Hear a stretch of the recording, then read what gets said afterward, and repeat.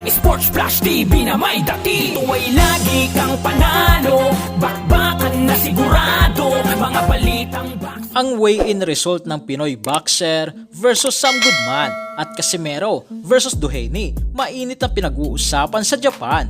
Pag-usapan natin yan mga ka-flash. Pero bago ang lahat, huwag kakalimutang i-like, mag-subscribe at hit ang notification bell para updated ka sa mga bidyong katulad nito. So naganap na nga po mga ka-flash ang final weigh-in sa pagitan ng ating pambato na si Mark Slaves kontra sa pambato ng Australia na si Sam Goodman, na sa naging weigh-in nga po ng dalawa ay pareho nga po nilang nakuha ang tamang timbang. Tumimbang nga po si Slaves na 54.58 kilograms habang si Sam Goodman ay 55.30 kilograms. Na ang ibig sabihin lang nito mga ka-flash ay parehong pasok sa weight limit ang dalawa, dahilan para wala na makakapigil sa bakbakan ng dalawa bukas, March 13, 2024.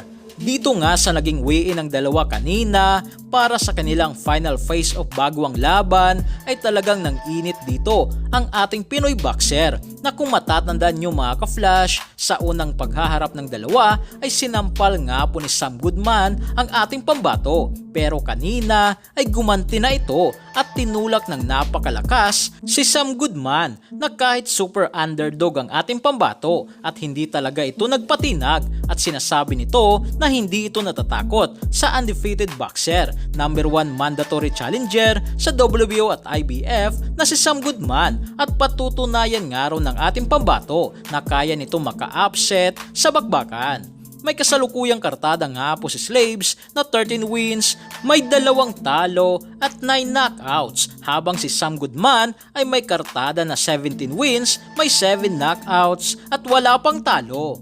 Habang sa kabilang balita naman nga po mga ka-flash, patungkol naman kay former 3 Division World Champion, angas ng Pinas General Cuadro alas Casimero at WBO rated number 3 sa Super Bantamweight Division at former IBF World Champion na si Taiji Duhaney, ay tanong nga po dito ng mga boxing fans sa Twitter ay kung sino nga raw ang mananalo sa bakbakang Casimero versus Duhaney sakali maglaban ng dalawa sa ibabaw ng lona. Nagpapatunay lang po ito mga ka-flash, bagamat sinabi mismo ng kapatid ni General Casimero na si Coach Jason Casimero na fake news ang ipinapakalat ng Boxing News Yahoo Japan na undercard umano si Casimero versus Duhaney sa Naoya Inoue versus Luis Pantera Nery, ay nagpapakita naman ito na talagang gustong-gusto ng mga Hapon at suportado ang Casimero versus Duhaney na bakbakan, na kung mangyari nga po ito mga ka-flash ay sino kaya ang mananalo sa dalawa.